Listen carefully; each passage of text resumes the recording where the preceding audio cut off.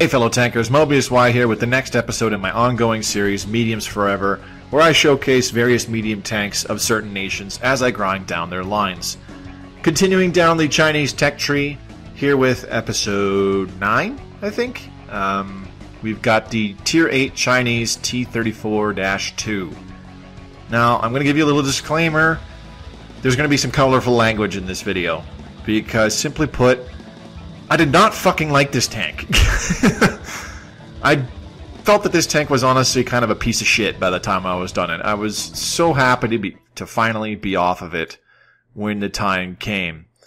Now, taking a look here, 15 seconds before the game starts here, taking a look here, you can see this first game, I'm quite bottom tier.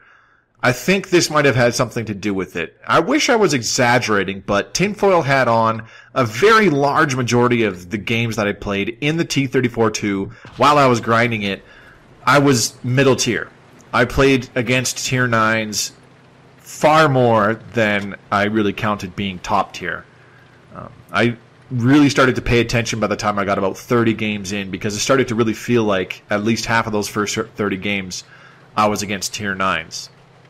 Anywhere between 15 to 20 of those first 30 games. So when I actually started paying attention for the final 70 games or so that I was grinding out this tank for, because it was like a tad over 104 games, or I think it was exactly 104 games, that it took me to finish grinding this tank. If I recall right, out of those 70 games, I only recall being top tier for about 12 to 15 of them.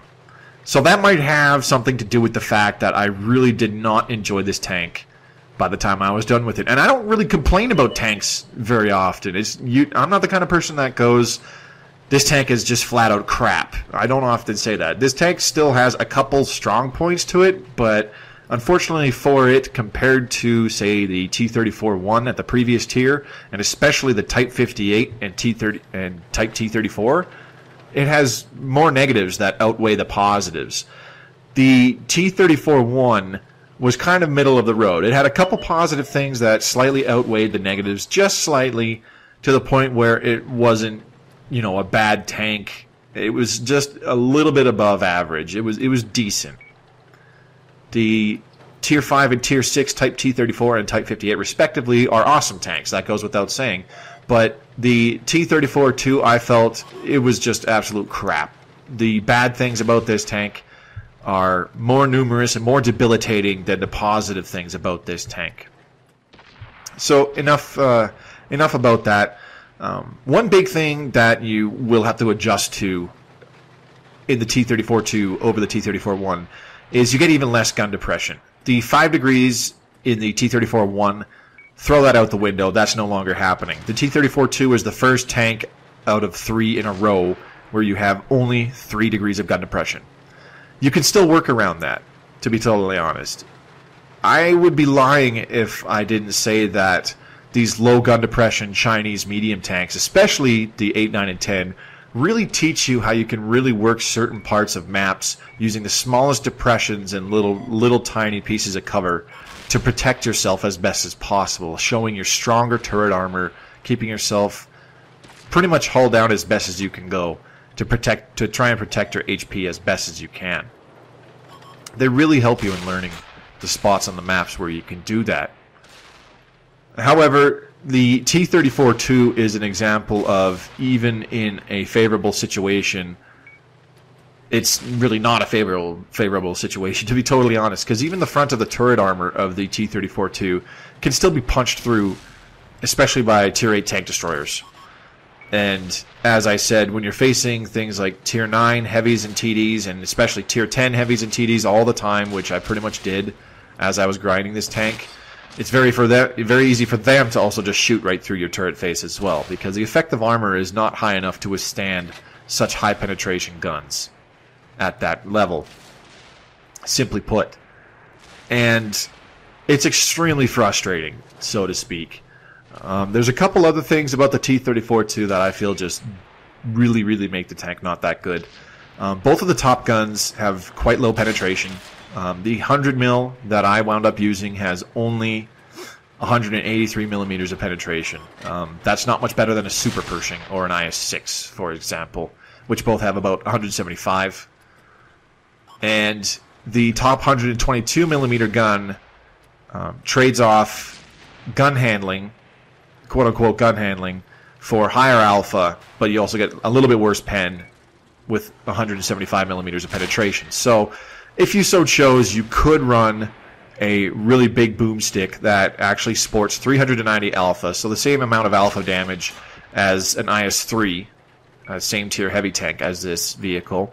But the gun handling is way worse, take my word for it, and the penetration is also a little bit worse as well. So this first game here on Sand River, it's over for me. JW Tiger smokes me, ending my game. And I was bottom tier anyways, so it is what it is. But I still managed to put out 1,400 damage that game with only 6 damaging penetrations and no tanks destroyed. So if you keep yourself alive and you have a decent amount of support nearby, you can stay alive long enough to get a few penetrations in and rack up an okay amount of damage. This tank only has 1,300 hit points on it. So once you hit about 5 or 6 penetrations of damage without a really low damage kill shot, then you should be dealing the same damage that you have hit points. You should be going positive in your damage caused received, even if you're destroyed. So that should be your goal with this tank. But even then, it is seriously a struggle to do so. I had a lot of games that I recorded where I would get less than 1,000 points of damage simply because the gun is super troll along with the low penetration. The gun handling honestly kind of sucks, and we'll go into that specifically in just a little bit here. And the penetration is kind of low. The gun has a habit of not shooting straight as well, even on fully aimed shots. Similar to the T-34-1. The T-34-1 has the same thing. The gun tends to not shoot straight. But it's a much more problematic issue in the T-34-2, especially if you're sporting that 122 millimeter gun. Because the 122 millimeter gun on this thing has a really long reload. So you wind up crippling yourself if you find yourself missing a lot of shots. Now, there are other aspects that I will highlight when we go into more details on the stats of the T-34-2 that I feel just make this tank just really not a very good tank. It could very well just be that I'm not that good at this game as to why I didn't like this tank and why I struggled with it so much. But as I said, I also found out that a large majority of my games, a good 60 to 70% of my games, I wish I was exaggerating, but I'm not. I was middle tier facing off against tier 9s, and that was absolutely aggravating. So let's go ahead and take a look at the packages on the T-34-2. So completely stock, the T-34-2 is just god-awful. If I recall right, this 85mm S53 gun is the same gun that you get on a fully upgraded Type 58 at tier 6. So you can understand why I felt that the T-34-2 is just atrocious when it's stock. You also have a stock engine and treads, so you don't have very much maneuverability there, and the stock turret is even worse than the fully upgraded one. Not that the fully upgraded one is very good by comparison. On the first package upgrade, you do get an upgraded engine, an enhanced engine, and a slightly improved 85mm gun, but you're still really just not that big of a threat with this tank at this stage, so it'll still be a bit of a struggle to make your games count and also net a decent amount of silver and XP. Now this third package, the T-34 Model 2, you finally get a respectable gun with a 100mm 44-100 JT. If I recall right, this is the top gun on the T-34-1. You still get the same engine as on the last package, the 12150L, and you finally get enhanced treads that both better your ground resistances as well as give you an increased track traverse speed, and you finally get the Model 2 T-34 turret, which is the fully upgraded turret. So from here you've got two choices. I stuck with the top package. This is the T-34-2 Model 2 100T package, where you sport the 100mm 59-100T gun. It's very similar to the previous 100mm gun, except it has slightly better statistics, like a faster rate of fire, slightly higher penetration, all for the same alpha damage, so on and so forth. I decided to use it over this 122mm 37-122 JT gun. I did try this package out. I only played it for like a game or two though, because the extra alpha damage did not warrant having less average penetration on my standard rounds, as well as significantly worse gun handling. I did not feel that the trade-off was worth it. So I stuck with the 100mm 59-100T gun. Let's take a look at the stats of this final package that I used. The final engine gives you 580 horsepower, so you get an alright power to weight ratio. You have a little over 17 horsepower per ton, so it's not amazing, but it's pretty decent. You'll find that the T-34-2 fully upgraded, like most other Chinese tanks, it is a little slow to accelerate, but it can scoot around once it starts reaching those higher speeds. It just takes a little while to get there. As I said, the track traverse speed is pretty good at 46 degrees per second. The turret traverse speed is also pretty good at 46 degrees per second. So light tanks will have an extremely difficult time trying to get around you.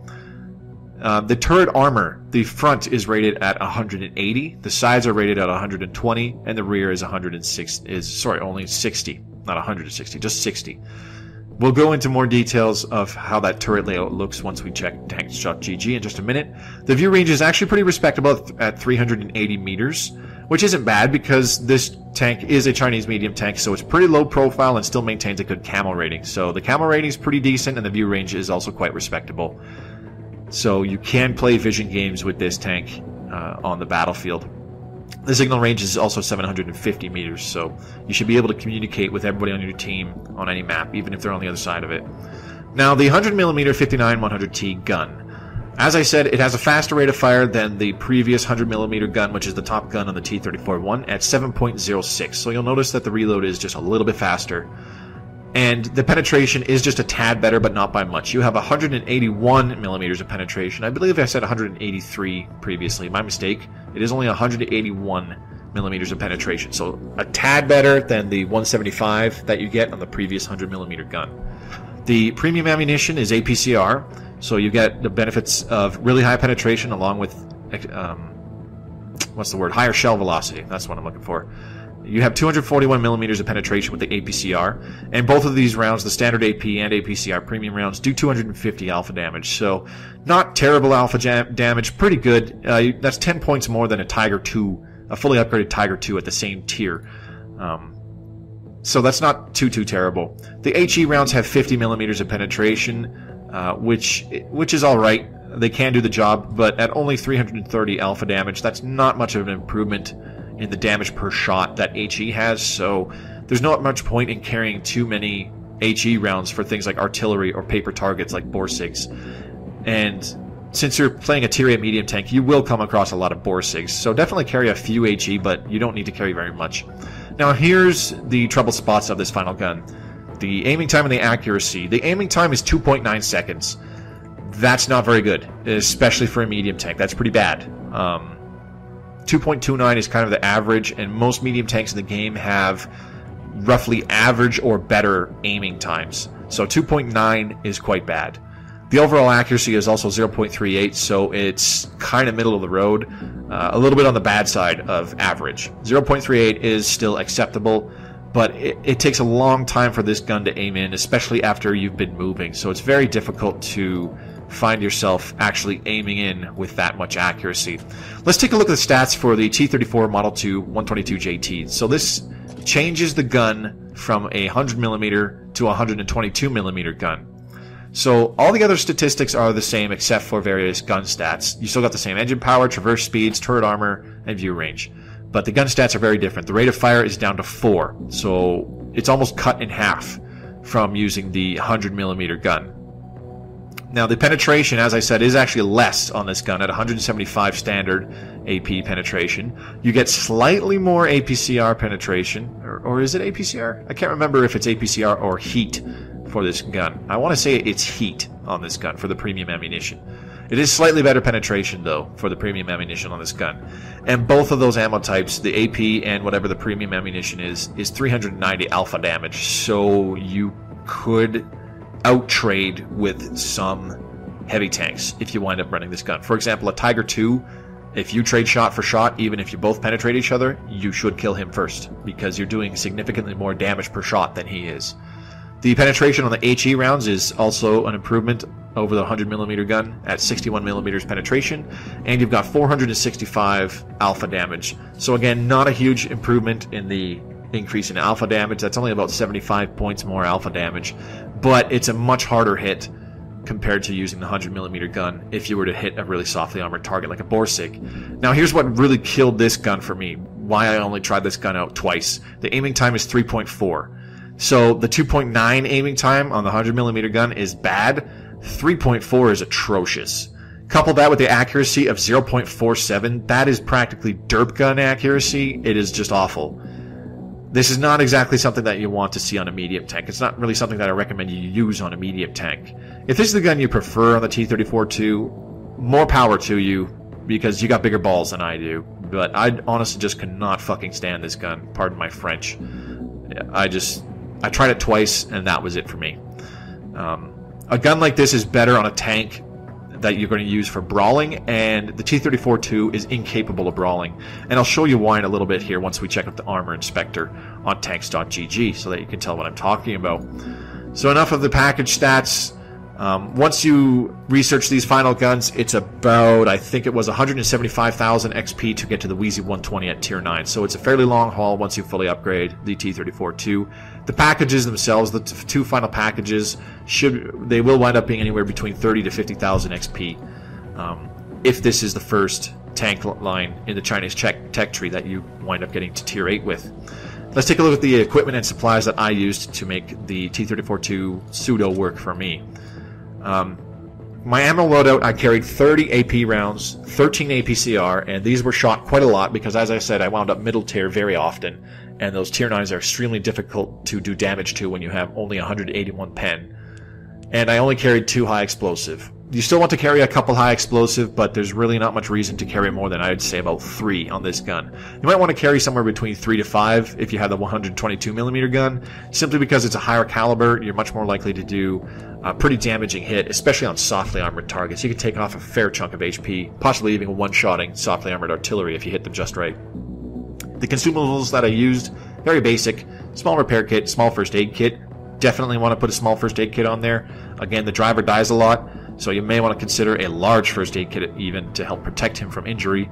And of course, an automatic fire extinguisher. Do not run a Chinese tank without an automatic fire extinguisher because, again, this thing's fuel tanks are very exposed from all angles, as well as the engine deck can catch fire as well, which I believe is exposed from the rear. Taking a quick look at the equipment that I used a medium caliber tank gun rammer to help reduce the loading time. The reload time is pretty bad for a medium tank on both of the top guns, so you definitely want one of those. I went with a vertical stabilizer to try and help with the gun handling.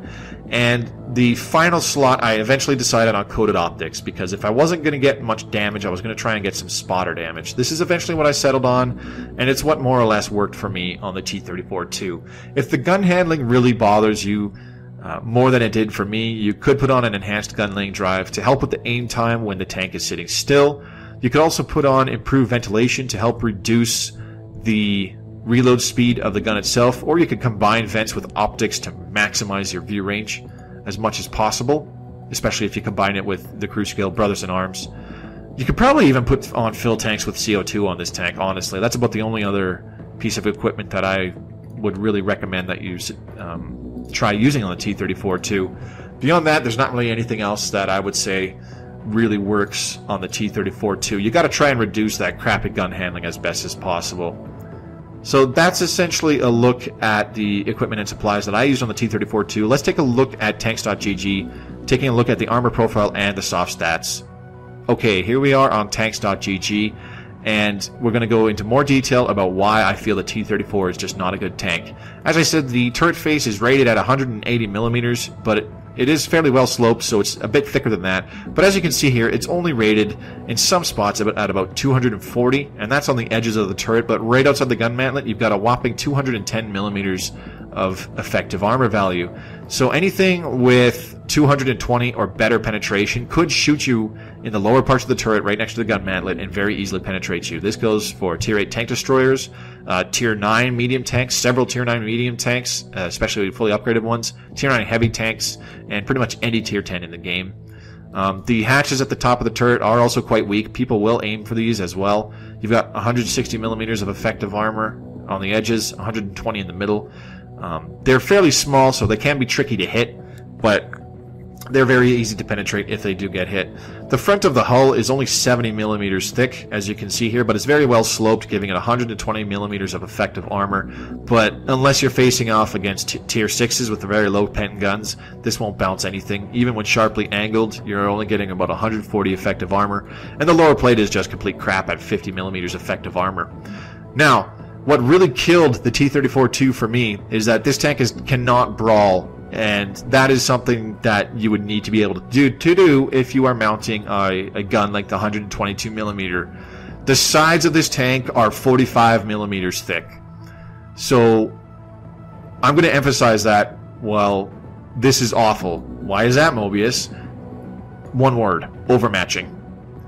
Most tanks at tier 8 sport a 90 millimeter or higher caliber gun. Overmatch starts when a gun has twice the caliber of the armor thickness, so not the effective armor value, but the armor thickness that the round is being shot at. So basically anything at tier 8, and especially anything at a higher tier, is at least double overmatching your side armor. So even if you're side scraping at a really sharp angle, like so, they get bonus normalization from double overmatching. So regular normalization simply means that they're basically shooting at you at a flatter angle than what it might seem like. So they might be shooting at you with basic AP and APCR normalization. It would simply adjust it to more like this angle. Instead of they're shooting you at this kind of angle, normalization takes effect and it's more like this angle. But you're still getting a ricochet because it is an auto bounce angle. However, with the bonus normalization from overmatching, so if somebody's shooting at you with a 90 millimeter gun, which is just about any tier 8 or higher tier tank in the game, it's more like they're shooting at you at this angle. So they will penetrate you, even if you are side scraping very well, like a boss. This big flat piece of side armor that is only 45 millimeters of thick will get penetrated like it's going out of style. Believe me, I tried it over and over and over and failed over and over and over trying to side scrape to preserve my HP and work a corner. You have to play this tank peekabooing on a corner. You cannot side scrape and hope that guns will bounce you. That will not happen from enemy tier 8 tanks. It simply does not happen. That is a huge weakness on the T-34-2 and a very big part of the reason why I think that this tank is just not good. A couple other statistics. As I said, the gun depression is only 3 degrees. It says here 5, but remember that tanks.gg is based on PC stats, and the gun elevation with the 100mm gun is 18 degrees. And you get those kind of depression values pretty much all the way around the tank. At the very back, you still only got 3 degrees. There's some various other aspects of the tank that are just not that good. The DPM is only about 1800, which is quite poor, especially compared to, say, an Object 416, which has 3000 plus. The power to weight, as I said, just barely 17 horsepower per ton, so not that great. Let's do a quick compare with the T-34-1 just to give you an idea of how the T-34-2 will feel in comparison to a fully upgraded T-34-1. You obviously have more health than the T-34-1. That goes without saying, and you do have better armor thicknesses. You have thicker armor plating all over the tank, but as I said, it's still just really not that good. The side armor is still 45 millimeters on the T-34-2, but because it's all flat, unlike on the T-34-1, it really does no good for you. The DPM is slightly better with this top 100 mil because it shoots just a tad faster. You get slightly better penetration, so on and so forth. The overall accuracy is a bit better than the T-34-1 as well, and you have slightly better dispersion values when the tank is moving or the turret is traversing. So you will notice that the gun is a little bit more consistent over the top gun on the T-34-1. The T-34-2 also gets better terrain resistances, so you'll find that it does accelerate just a bit better and can maintain its top speed better than the T-34-1. The T-34-1 has quite a few issues in terms of maneuverability. Now let's do a quick compare here of the 122mm gun, comparing it to the 100mm gun of the T-34-2. So doing a quick comparison here, the 122mm gun has 200 points, even less DPM than the 100mm gun that I suggest you try using. It does have higher alpha damage at 140 points, as I said, but it has a slightly lower amount of penetration. The reload time is longer, the rate of fire is less, the aim time is worse, the overall accuracy is worse. The dispersion while moving or traversing the turret and the soft stats do stay the same, but because this is a heavier gun, it gets slightly worse power to weight ratio. So that's basically an in-depth look at the T-34-2. We're going to take a look at the crew and module locations as well, and again you'll see why this tank, why all the negatives of this tank put together just really do not make it that good of a tank. So taking a look at the crew and module location photos from worldoftanksinfo.net, the front of the T-34-2, as you can see on the left side, the driver is very exposed, as is the case with pretty much all of these Chinese medium tanks. And on the opposite side of him, you've got fuel tanks. As I said, run an automatic fire extinguisher. Thank me later for it. The lower plate is extremely weak. As I said, it's only about 50 millimeters effective armor, because the armor plate is actually 45 millimeters thick, just like the side armor. So it's very easy for that to get penetrated, even if somebody is pointing down and shooting at a downwards angle. The left side of the T-34-2, the hull is extremely exposed on this, as I said, because it's only 45 millimeters thick. You can't side scrape with this tank. Very easy to get penetrated from the sides, and anywhere in the hull is going to cause some kind of module damage, because you've got fuel tanks in the very front, you've got ammo rack in the very middle beneath the turret, and you've got engine deck in the very back. So it's very likely that any of those will get damaged. If your ammo rack is damaged, you're shooting even slower than you already are. If your fuel tanks or engine get damaged, there's a good chance they'll catch fire, and your engine being damaged will cripple your mobility. The mobility is one of the saving graces of this tank, so you want to keep that intact as best as possible. The loader is on the left side of the turret. He's kind of the guy that sits beneath the turret's left side hatch. Behind him is ammo rack. So anywhere on the left side of the turret, in the rear, in the center or the rear, if you do manage to get a shot like that on a T-34-2, hit it there, because chances are you will really cripple the gun's reload, either damaging the ammo rack or hurting the loader. Very rear of the T-34-2, you can see more ammo rack in the back of the turret on the left side. The radio's in the back of the turret on the right. That's not as important. You probably still want to aim for a crew member just in front of it, or you could simply aim for the back of the hull, where it is extremely weak at 45 millimeters thickness, very flat, and there is engine deck there. So again, you can cripple the mobility of this tank, or set the tank on fire by causing engine damage. Right side of the T-34-2, you've got the commander sitting basically underneath that hatch on the right side of the turret, and directly in front of him is where the gunner is. They're fairly exposed, especially from side shots, because the side of the turret is quite weak at only about 120 millimeters plate thickness, so you've only got about 150 millimeters effective armor value on those sides. And again, the right side of the hull, very exposed with its very thin side armor, and you've got all these modules here. You've got engine in the back, you've got ammo rack in the middle, just beneath the turret, and you've got fuel tanks in the very front. So as you can see, the T-34-2, it's just a fragile tank is one of the major issues with it, and that's not something that I normally complain about, so to speak. I believe in a certain kind of trifecta of tanks. I can work with a tank if one of these three aspects is decent about it, and it's either mobility, penetration, or gun handling. And in the case of the T-34-2, none of those three aspects are simply good enough to the point where they compensate for the weaknesses of the other two. The penetration is quite poor, the gun handling is just straight up bad, and the mobility is pretty much just kind of mediocre. So there's really no saving graces for this tank in my personal opinion. But with that being said, let's just get into some more gameplay. As much as I complain about this tank, I did have some good games in it, even when I found myself middle or bottom tier, such as in this Malinovka game here. As you can see here, just 5 seconds before the game starts, there is quite a couple tier 10s on either team, and quite a few tier 9s as well. Now, there were the odd times where I did manage to get a good game, and by a good game I mean, 2,000 to 3,000 damage. In this tank, I felt that was a pretty good game.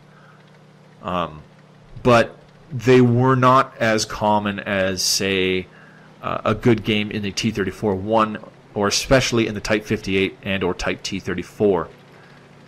It was much more difficult to pull off even an adequate game in this tank. And I feel that the two games that I selected here to show you guys, they're not like crazy huge damage or anything. They're not 2,000, 3,000 damage games, because I feel that would just kind of be setting the wrong kind of precedent. This tank is at worst bad, and at best it's mediocre, in my personal opinions. So showing off gameplay, and I did manage to record a couple, showing off gameplay, for example, one game where I got 2,400 damage or something like that, and another game where I managed about 3,100 or so. I feel that would set the wrong precedent. It would set the wrong expectations for what you can experience when you're playing this tank, because I struggled with this tank. Chances are it's not just me. Simply because I don't often complain about bad tanks or anything like that. And it's very rare that I struggle in a tank as much as I did with this thing. As I said, I'm sure the constant matchmaking that I got with this tank has something to do with it. And I really, really, really wish I am just being paranoid with this. But I'm not somebody to complain about being middle or bottom tier. In the matchmaking, I mean, I know it happens, but it happened to me way more than I've really experienced in a lot of my tier 8 tanks when I was grinding this tank. So I guarantee that partially makes my opinion of this tank a little bit biased here. So we're just a little over 2 minutes into the game here, making my way to the hill on Malinovka, the most important part of the map. I've already got 2 damaging shots. Missed 2 shots on the Tiger 2, nailed one finally, and also nailed one on the enemy scout tank, which was, I believe, a Bulldog. Also just netted my 3rd damaging hit on this FV-215B183. Looks like he's charging in, trying to knock out either the T-30 that's up here with me, or whatever the heavy tank is behind me, which looks like a T-34, to be totally honest. But we made sure that Death Star really suffered for his overly aggressive push by taking off a lot of HP from him. So he's super weak, and we're simply looking for an opening to take him out. Somebody manages to. The T-34 heavy tank behind me is able to finally take him out, allowing me to inch forward and line up a shot on this AMX 5100. Me and a teammate double tap this AMX 5100. He's now a one-shot, and the friendly T-34 pushes forward, sacrifices some HP, and makes the kill, taking out a very dangerous tier 8 autoloader tank. So at this point I had about 5 penetrating hits, so on average rolls I should have about 1250 damage. So I'm already up to a pretty decent game. I've got most of my HP. I'm still sitting on 1,000 HP, and there's still lots of damage to go around. There's lots of tanks in front of us. Even though one of them's an E100, I know I can just ignore him and pick on some of the more softly armored tanks. Trying to see if I could get a shot on the Panther 2, but as I said, 3 degrees of gun depression makes it extremely difficult to be able to line up those shots that you need to make. So simply pulling forward, pulling backward, just kind of trying to be a slippery bat right now, not letting people get an easy shot on me.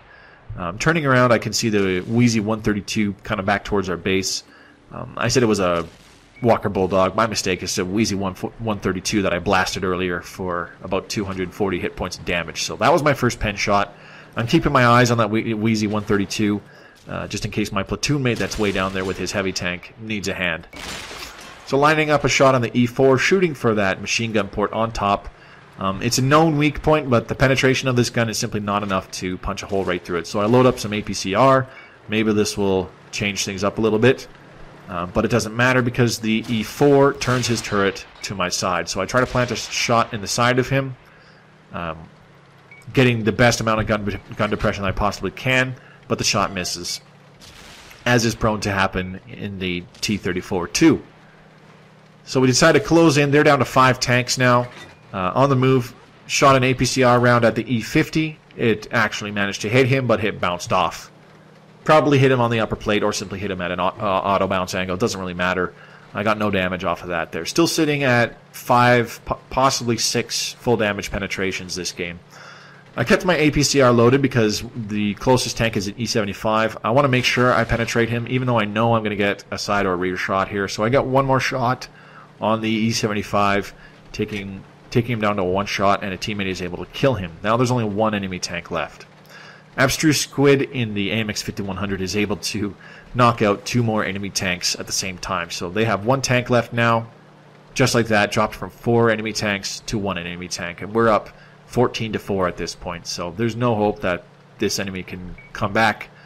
I was hoping to get some more damage here, crossing the river, almost drowning myself, but our friendly Wheezy 120 beats all of us to the punch and is able to take out that last tank.